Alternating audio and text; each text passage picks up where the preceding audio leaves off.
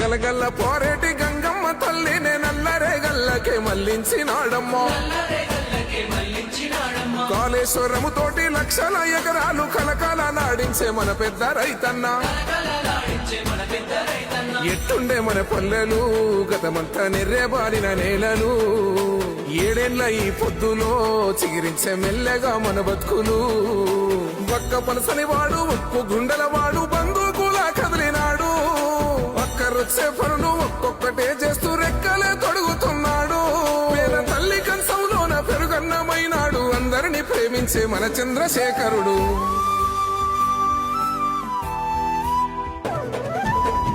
ఇన్ని ఏండ్ల గోసల ఫలమై ముందు నిలిచే మన పెద్ద సారు ఒక్కడే కేసీఆర్